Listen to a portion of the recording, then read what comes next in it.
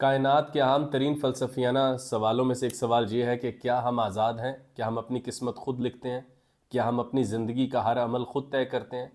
کیا جب ہم آخرت میں جاتے ہیں تو جنت اور جہنم کا سامان یہاں سے ساتھ لے کے جاتے ہیں، کیونکہ جہنم خالی ہے اور جہنم کی آگ میں خود لے کے جاؤں گا، اور جنت خالی ہے اور اس کے پھل میں یہاں سے لے کے جاؤں گا؟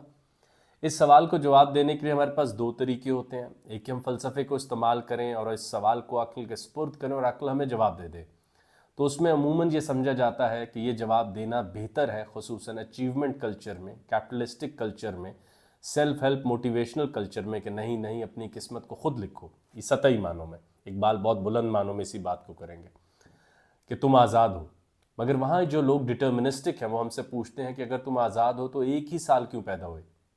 تم 1980 کی حقیقت کیوں جی رہے ہو؟ اس سے پہلے کی حقیقت کیوں نہیں جی سکے؟ اور تم 1980 کے بعد کی زندگی کو جینے کو آزادی کہتے ہو؟ اور اگر تم آزادی یہ سمجھتے ہو کہ انگوٹھا دائیں کرنا اور بائیں کرنا آزادی ہے، تو یہ آزادی نہیں ہے۔ صرف دو آپشنز ہیں تمہارے پاس، دائیں اور بائیں، 1 اور 0۔ کیا میں اپنی مرضی سے دائیں کر رہا ہوں یا بائیں کر رہا ہوں؟ کیا تم اتنی چیز کو آزادی سمجھ رہے ہو کہ میں تقدیر میں آزاد ہوں اور اپنی قسمت ایسے ایسے خود لکھ رہا ہوں؟ بھائی اتنی ہمت ہے تو انگوٹھے کی فطرت تبدیل کرو، اسے کو یہاں سے اترے اور نیچے جا کر کوئی کام کر کے دکھائے۔ ہم آپشنز میں مقید ہیں، ہم آپشنز کے اندر فری ول ایکسرسائز کر رہے ہیں۔ ہمارا سب سے بڑا قید خانہ یہ نہیں، ہم آدم ہیں، اب آدم کی ایکسرسائز کرنی ہے ریالٹی۔ ہم نے اسی اپنے چینل پر پجن پرسپیکٹیو کہا، جو فلسفے کا سوال ہوتا ہے، کبھی کبوتر کی طرح دیکھا، اس کی کائنات ہی علیحدہ ہے، اس کا خوراک کا تصور، دن اور رات کا تصور، موت کا تصور، زندگی کی لمبائی۔ ہم سفر کریں جاوید نامہ کا۔ اب علامہ محمد اقبال جاوید نامہ میں سوال پوچھیں گے ماہر فلکیات کو، جو مریخ کے بارے میں بریفنگ دے رہے ہیں مولانا جلال الدین رومی اور اقبال کو، اور اقبال ان سے پوچھتے ہیں کہ قسمت کیا ہے، تقدیر کیا ہے، تدبیر کیا ہے؟ کیا سب پہلے سے طے ہے؟ یا جو اقبال خود کہتے ہیں ابس ہے شکوائے تقدیر جزداں، تو خود تقدیر جزداں کیوں نہیں ہے؟ تو کیوں مارا مارا کائنات کی اپنے اوپر تقدیر کے جبر کو برداشت کر بیٹھا، اور اپنے ہاتھ کو استعمال کرتے ہوئے بدل کیوں نہیں لیتا تاریخ؟ وہ جو اقبال کا ہم نے شعر کور کیا تھا کہ اللہ تعالیٰ نے پوچھا کیسی لگی میری کائنات اقبال؟ اقبال نے کہا بالکل اچھی نہیں لگی۔ تو اللہ تعالیٰ نے کہا توڑ اور بنا لے، تجھے دیا تو ہے قوت و طاقت و آزادی و تدبیر، توڑ، تقدیر کو توڑ، توڑ دے اس سب کو جو تقدیر تجھے طے کرواتی ہے۔ اب آپ یہاں دیکھیے کہ علامہ محمد اقبال کیسے سوال پوچھ رہے ہیں ماہر فلکیات کو، مریخ والے کو، کہ مریخ پر تقدیر و تدبیر کا، فری ول اور ڈٹرمنزم کا کیا حال ہے؟ یہاں کے لوگ کی باتیں بھی طے کی ہوئی ہیں پہلے سے، کیونکہ زمین پر علامہ اقبال کہتے ہیں کہ تقدیر تو فقط اللہ کے ہاتھ میں، اور تدبیر کی ایک حد ہے، کیونکہ انسانی تدبیر، انسانی عقل ایک حد سے بڑا تقدیر کو چینج نہیں کر سکتی۔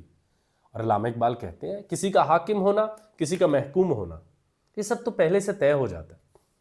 حاکم کے گھر اگر کوئی پیدا ہو گیا تو اس کے 20-25 سال تو اچھے شروع کے گزر ہی جانے، اور جو غریب کے گھر پیدا ہو گیا، مظلوم کے گھر پیدا ہو گیا، محکوم کے گھر پیدا ہو گیا، وہ کتنی کو بڑی تدبیر بھی کر کے کتنا کو آگے نکل جائے گا۔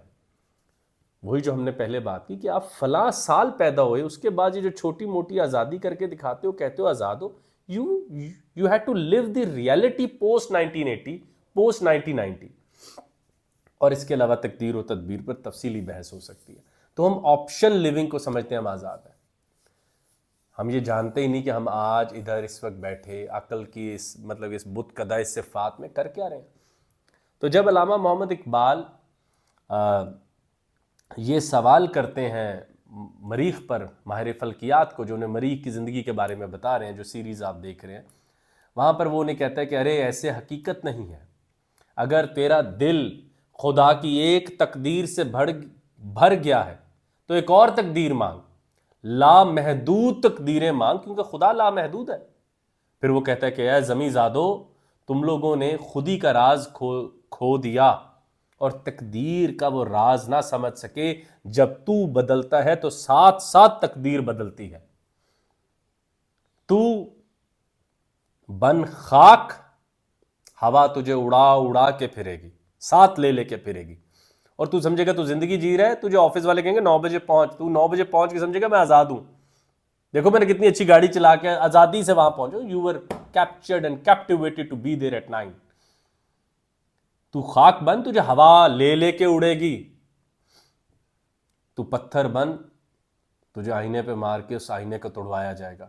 تو شبنم بن تو اوپر سے نیچے آنا تیری تقدیر. تو دریا بن تو ہمیشہ بہتے رہنا بقا تیری. اب علامہ اقبال یہیں ہمیں پیغام دے رہے ہیں کہ زمیں والوں نے تقدیر کے اندر بس دائیں اور بائیں انگوٹھے کا ادھر اور ادھر کو آزادی سمجھے. طرح طرح کی تقدیریں مانگو. شاہی بن کے بھی دیکھو ایک دفعہ فرشتوں کے مقامات پر بھی سیر کی اللہ کے آگے خواہش کر کے دیکھو. تو یہ اقبال کی بڑی بات ہے. تو وہ یہاں پر بڑا اہم بات آگے جا کے کرتا ہے کہ تو ہر لمحے وہی لات و منات کے بت بناتا رہتا ہے، اور اس دفعہ لات و منات کا تیرا بت تقدیر و تدبیر کا بت ہے. تو ناپائیدار بتوں سے پائیداری مانگتا ہے. تو ڈائریکٹ تقدیر و تدبیر کو ہٹا کے اس خدا کے ساتھ آمنے سامنے ہونے جا جس نے یہ دو فینومینا بنائے ہیں تقدیر و تدبیر. اسے کہ مجھے ہزاروں تقدیریں دے کیونکہ تو خود لامحدود ہے. اب دیکھیے اقبال مانگنے کا ڈھنگ سکھا رہے ہیں. ایک زمیں کے اندر گاڑی اور کپڑا اور خوراک اور عزت اور کوٹھی مانگے چلے جا رہے. تو اللہ سے کئی زندگیاں مانگ، طرح طرح کی زندگیاں مانگ. ان زندگیوں میں طرح طرح کی قسمتیں مانگ. ان قسمتوں کے اندر کئی زندگیاں مانگ، کئی طرح کی خوشیاں مانگ. تو ایک چیز پر طے ہو گیا. تو وہاں پر پھر وہ جو مریخ والا ہے وہ کہتا ہے کیا یہ دین ہے، ہر وقت بد سے بدتر ہو جانا. اب دیکھیں تقدیر و تدبیر کی بحث کو اقبال سیدھا دین کے پاس لے آئے. کیونکہ کہا جاتا ہے انج ہی ہوئے گا، تہاڈی قسمت ہی انج سی. او ہو پھر کوئی نہیں. اقبال کہتا ہے یہ افیم ہے. یہاں پر علامہ محمد اقبال جاوید نامہ میں دوسری دفعہ کارل مارکس کو یاد کر رہے ہیں جنہوں نے کہا تھا religion is the opium of masses. مذہب تو یہ تمام لوگوں کے اوپر افیم کی طرح دیا گیا جس کو وہ سونگ کے نم ہوتے جاتے کہ انہیں انقلاب نہ لانا پڑے، ان کو ظالم کے خلاف کھڑے نہ ہونا پڑے، ان کو احتجاج نہ کرنا پڑے، اور وہ صبر اور آخرت کا افیم سونگ کے بے ہوش ہو جائیں. تو اقبال اپنے ہاتھ سے لکھ رہے ہیں نا جواب. تو کہتے ہیں کیا بد سے بدتر ہونا دین ہے، کیا دین افیم ہے؟ تو وہاں پر وہ پھر آگے جواب دیتے ہیں کہ زندگی موتیوں کا ایک غار ہے، ایک کان ہے. تو صرف امانت دار ہے. تو سب سے بڑا فساد یہ ہے کہ تو اس زمین کو کے اوپر رہنے والی چیزوں کو اپنا سمجھ لے اور ان سے جڑ کے بیٹھ جائے، اور وہیں پر تقدیر کے مسائل شروع ہوتے ہیں. تو وہاں پر اقبال انہیں کہتے ہیں کہ اصل پیغمبری خدمت خلق ہے، اس کا صلہ مانگنا سوداگری ہے. تو چمن کے بارے میں کہتا ہے کہ یہ سب ہماری متاع ہے. ارے نہیں، یہ سب اللہ کا ہے. تو مسافر ہے، تو سیاح ہے، تو ٹورسٹ ہے. تو یہاں پر گزر جائے. اور خدا کی زمین کو اپنا سمجھنا سب سے بڑا تفسدو ہے. سب سے بڑا فساد یہ ہے جب انسان آپس میں گھر، زمینیں، معاوضے بانٹتے ہیں اور ہم ایک دوسرے کے بھائی بھائی ہوتے ہوئے مد مقابل آتے ہیں اور پھر ہم انہی چیزوں کو طے کرتے رہتے ہیں. تو اس میں اقبال نے ایک دم تقدیر و تدبیر کے منظر کو اٹھا کر ایک دم وہ لائے ہیں مذہب کے سامنے. پھر مذہب سے نکالتے ہوئے وہ آگے ہیں پراپرٹی کے اوپر. یہ تینوں چیزیں کبھی غور کر کے دیکھیں ایسے جڑی پڑی ہیں. جہاں مذہب آپ کو ایک ہی چیز سکھاتا ہے کہ ہزار قسمتیں مانگ اور ہر چیز سے ٹکر جا، رکھ ایسی آواز دعا. ہاں بھائی دعا یہ تھوڑی ہے ہر وقت وہ ضعیفوں کی طرح، کمزوروں کی طرح، لاچاروں کی طرح. دعا یہ اتنا اونچا چیخ کے سن لیا جائے اور اس سننے کو ٹالا نہ جائے، اس کو ٹالا ہی نہ جائے اور نئی تقدیر ہاتھ آ جائے. وہ ایک بات میں کبھی فلسفیانہ طور پہ اس پہ بات ہم کر لیں گے کہ تقدیر کیا ہوتی ہے، اس کے دلائل کیا ہے، فری ول والوں کے پاس کیا ہے، ڈٹرمنزم والوں کے پاس کیا ہے. ابھی بات اور ہے. اقبال کہہ رہے ہیں ان کو ہٹا کے اس کے آمنے سامنے ہو جانا جو کئی طرح کی زندگیاں دیتا ہے. تو پھر آگے وہ جاوید نامہ میں کہتے ہیں کہ آدم کی اولاد نے ابلیس سے دل لگا لیا تو اللہ تعالیٰ کی ملکیت واپس کر دے، تیری زندگی آسا ہو جائے. وہ جو مادے اور جسم سے باہر نہیں، وہ اپنے شیشے کو اپنے پتھر سے توڑ لیتا ہے. وہ پتھر جس سے دنیا کو فتح کرنا، اس سے ہم خود کو بھی فتح نہیں کر پاتے اور پاش ہو جاتے ہیں. بہت بڑا پتھر بچے کو پکڑا دیں اور اس کو کوئی اسٹیچو نہ بنوائیں، اس سے کوئی چیز نہ بنوائیں، اسے کسی بڑی عمارت کی فاؤنڈیشن میں نہ لگائیں تو وہ پتھر ہی بوجھ بن جاتا ہے، وہی توڑ دیتا ہے آپ کو. دیکھ لیں ہمارے معاشرے کیسی بڑی الہامی کتاب کے ہم ماننے والے ہیں اور ہمارا حال دیکھیں. اس سے ہم تعویذ ہی کر رہے ہیں، اس سے وہ کام کر ہی نہیں رہے کہ اس دنیا کو پرکھ کے بدل ڈالیں، اور وہ ہمارے لیے مشکل ہوتا چلا جا رہا ہے. تو اقبال جی کہہ رہے ہیں کہ یہ دنیا موتیوں کی کان ہے مگر تو سیاہ ہے، یہ تیرے نہیں ہے، یہ چمن ہے دنیا مگر یہ تیرا نہیں ہے، یہ خدا کا ہے اور اسی میں راز ہے۔ وہ جو اقبال نے لکھا ہے، اللہ تعالیٰ کی ملکیت واپس کر دے، تیری زندگی آسان ہو جائے۔ تو تھک رہا ہے ان چیزوں کا بوجھ اٹھا کے جو تیری نہیں ہے، جا کے دیکھ لے یار، اوسیمینٹیس کو دیکھ لے، فیرو کو دیکھ لے، تو جا کے ونسنٹ وین گو کی قبر دیکھ لے، تو ہٹلر کی دیکھ لے، تو جا کے لینن کی دیکھ لے، تو کس پچھلے دور کے صدور کی دیکھ لے، صدر کسی کو جا کے دیکھ لے، کسی پرانے حاکم کی دیکھ لے۔ زندگی آسان چاہتا ہے تو اپنے آپ کو اور چھوڑ ان چیزوں کو۔ یہ لائن نہیں سمجھ آتی کسی کو اقبال کی کہ اقبال آپ کو خانقاہی نہیں بنا رہے، سیٹک نہیں کر رہے، درویش نہیں کر رہے ایک مخصوص انداز کا، نہیں سمجھ آتی تو کسی اچھے بدھسٹ سے سیکھ لیجئے گا۔ تو وہ پوچھے گا بھائی یہ کون اتنا بڑا آدمی جو کہہ رہے زندگی آسان کرنی ہے تو چھوڑ اس مادے کو اور ان سے آزاد ہو کے آگے بڑھ، تاکہ اصل زندگی تیرے ہاتھ آئے۔ وہ اقبال ہی کہتے ہیں نا کہ وہ جو پوری کائنات میں نہ سما سکے وہ آدم ہے، اور جس میں کائنات سما جائے وہ آدم ہے۔ وہ جو پوری دنیا میں نہ سما سکے وہ مومن ہے، اور دنیا جس میں سما جائے وہ مومن ہے۔ وہ آپ میں دنیا سمانے کے لیے ضروری ہے، آپ کا دل اتنا بڑا ہے کہ پوری کائنات کے خزانے آگے اور آپ ابھی بھی پیاسے، اور وہی زندگی ہے۔ تو اقبال آگے سمجھاتا ہے کہ یہ کیسے کرو گے، ہر شے کی قیمت اتنی ہی ہے جب تک وہ آدم کے پاس ہے۔ اب دیکھیں وہ یونان کی پروٹاگورس کی پرانی بات یاد ہے، مین از دا میئر آف ایوری تھنگ۔ کسی شے کو ناپنا ہو تو اسے آدم کے حوالے کر کے دیکھو، سونا کیوں مہنگا ہے، بس ہم نے طے کر رکھا۔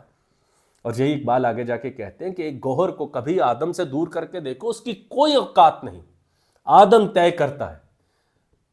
ہم نے خود ہی سسٹم بنایا، ہم نے خود ہی اس میں لوگوں کو غریب کر رکھا ہے۔ افسانوی نظام ہے معیشت، افسانوی نظام ہے کاروبار۔ یہ کوئی ایسے الہام یا وہ پتھر، درخت، ماؤنٹینز، سپرنگ واٹر، ریورز کے ساتھ تھوڑی آیا، یہ تو ہم نے بنایا نا نظام، اسی میں حاکم و محکوم کر لیے، وہ بھی ہمارے پاس سے اتنا ہی بچا۔ تو یہ بڑا ایبسرڈ اور بڑا کئی رنگوں والا ایک چھوٹا حصہ جو میں آپ کے آگے رکھ رہا ہوں، جو تقدیر و تدبیر سے شروع ہوا ہے، اور پھر وہ مذہب پر تنقید کرتے ہوئے تقدیر سے، کیونکہ تقدیر کا سب سے بڑا بوجھ مذہبی لوگوں نے ڈالا، کیونکہ وہ اقبال کی اس بات کو نہ سمجھ سکے جو اقبال کہتے تھے کہ اسلام فقط احتجاج کی قوت ہے ظالم کے خلاف۔ We will not accept oppression, will not accept anything جو تقدیر بنا کے کہہ دیجئے تو وہ یار غریباں دا تے فرنجی لنگدا ہے، وہ ظالم ہے لیکن ہن کوئی گل نہیں، نوپس۔ مسلمان کمزور ہو سکتا ہے، بزدل نہیں ہو سکتا، ہو ہی نہیں سکتا، یہ آپشن نہیں ہے اس کے بعد۔ اور اقبال کی وہی بات کہ عشق کا مقام ممبر نہیں ہے مسجد کے اندر بیٹھ کے، تو تختہ دار ہے۔ تو پھر اقبال آگے کہتے ہیں ایسے نئے انداز سے دیکھ زندگی کو، جب تو ایسا کرے گا تو یہ جہاں بدل جائے گا، یہ زمین و آسماں بدل جائیں گے۔ خود کو بدل کے دیکھ، جو اقبال نے پیچھے کہا کہ تقدیر کا سب سے بڑا راز یہ کہ تو بدل۔ خاک ہے تو ہوا کے ساتھ اڑایا جائے گا، شبنم ہے تو اوپر سے نیچے لایا جائے گا، ہاں اگر تو دریا کی طرح سوچتا ہے تو تو بقا ہے، بہاؤ ہے، فلو ہے۔ اور اگر یہ تقدیر کا سوال تجھے بد سے بدتر کر رہا ہے اور تو اس کی مذہبی دلائل بھی رکھتا ہے تو پھر تو افیم سونگ رہا ہے، کیونکہ اسلام آزاد کرتا ہے، اسلام احتجاج ہے۔ آقا دو جہاں سرکار دو عالم صلی اللہ علیہ وآلہ وسلم یتیم ہے، تنہا ہے، اور عرب کا معاشرہ ہے، the tribal Arabs are standing against him, who are powerful, rich, and look here we are today۔ اور ہم نے سب سے بڑا بات چھوڑ دی کہ تدبیر، قوت بازو پر رہتے ہوئے اللہ تعالیٰ ہمیں بتاتے ہیں، فرماتے ہیں میں ان کے ہاتھ بن جاتا ہوں، میں ان کے کان بن جاتا ہوں۔ تو کیا اللہ کے ہاتھ صرف ایک دو کاموں کے لیے ہوتے ہیں، یا ادھر ہو گئے یا ادھر ہو گئے؟ تو اقبال کہتے ہیں کہ یہ جوڑ جو ہے سمجھیں اگر آپ اس مسئلے کو، تو یہ تقدیر طے کرے، تم اس کا ادھر ادھر ہلنے کو آزادی مت سمجھو، یہ جوڑ ہی تبدیل کر کے اس کو ایک نئی شناخت دے دی جائے۔ ابھی تو یہ دیتا ہے اور لیتا ہے، اس کے دو فنکشن ہیں، اس کے ہزاروں فنکشنز اور کہاں ہیں۔ تو یہ بہت بڑی بات ہے جو علامہ محمد اقبال ہمیں سمجھانا چاہ رہے تھے، اور مریخ کا سفر ابھی جاری ہے، اور آگے آپ کو بہت زیادہ حیرت ہوگی کہ جو مریخ کا سفر علامہ محمد اقبال جاوید نامہ میں کرتے ہیں، وہاں پر وہ ہمیں بتاتے ہیں کہ آخر میں ان کی فیمنزم، ایک فیمنسٹ خاتون سے ملاقات ہوتی ہے جس نے پیغمبری کا دعویٰ کر رکھا ہے، علامہ محمد اقبال نے آپ یوں سمجھے کہ تقریباً 1927-28 میں جاوید نامہ لکھنا شروع کیا، 1932 میں پبلش ہوا، تقریباً اس میں 1900 اشعار ہیں۔ جو فرسٹ ویو آف فیمنزم ہے وہ بہت ہی اچھی اور صحیح باتوں پر تھی، عورت کو حق ہونا چاہیے ووٹ ڈالنے کا۔ تو سیکنڈ ویو آف فیمنزم تو آتی ہے اقبال کے 40 سال بعد، جہاں پر ہوتا ہے کہ عورت کے حقوق گھروں میں کم ہے، یہی اب ان کے وہ ان سے ریپروڈکٹیو صلاحیتیں استعمال کر رہا ہے مرد، اور ان کی ہڈیوں کو استعمال کر کے نسل انسانی، وہ جو بہت ہائی اینڈ فیمنسٹ ڈیبیٹس ہیں، اس کی گودے سے کو استعمال کر کے کوئی اور اپنی راہ ہموار کر رہا ہے۔ آپ کو حیرت ہوگی کہ اقبال نے یہ بحث 1932 میں ظاہری بات ہے چھپا ہے تو پہلے کیوں، ان 1930s میں اقبال پروفیسائزڈ اٹ۔ وہاں پر پھر جاوید نامہ میں مریخ کا سفر مکمل ہو جائے گا۔ اور آپ دیکھیں اب جب ہم مریخ پہ جا رہے ہیں تو آپ ہماری جب آخری ویڈیو دیکھ بیٹھے ہیں تو وہاں پر ایک ہی سوال ہے معیشت کا، آگے چلتے ہیں تو سوال ہے جو آج ہم نے بات کی تقدیر کا۔ وہاں پہ بھی لوگوں کو محکوم کر کے کہنا کہ یار بس تہاڈی قسمت ہی سی، او ہوئے جڑے گھر پیدا ہو گئے، اگے جا کے پھر تانوں ایدا صلہ ملے گا جڑا تسی اتھے عذاب کٹ رہے ہو۔ ظلم یہاں ہوا ہے، انصاف یہاں ہوگا۔ دس از واٹ رسول کریم صلی اللہ علیہ وآلہ وسلم taught us. This is what the whole idea of Islam was. Stand up against oppression, against all form of cruelty, all form of tyranny. تو یہ اقبال کا سفر جاری ہے۔ آج ہم نے تقدیر و تدبیر کی بات کی، اور دیکھیں میری ایک مجبوری یہ بھی ہے کہ ابھی ہم نے صرف وہ کلینکل بات کریں جو اقبال نے کی ہے، اس کو میں تھوڑے بہت اپنی طرف سے کوئی بات ایڈ کر دی۔ تو آج تقدیر و تدبیر کی بات کی اور یہ جاننے کی کوشش کی جو زمیں کا ہے یہ سب اللہ کا ہے، جو مسئلہ ہوتا ہی تب ہے جب تم اسے اپنا بنانے کی کوشش کرتے ہو، پھر تم آسماں والے زمیں کے ساتھ جڑ جاتے ہو، کیونکہ تمہارے ایسٹس ادھر ہیں، تمہاری گاڑی و بنگلہ ادھر ہے، اور اب تم اڑ نہیں سکتے، تم نہیں اڑ پاؤ گے کیونکہ تمہاری گاڑی اور بنگلہ ادھر ہے۔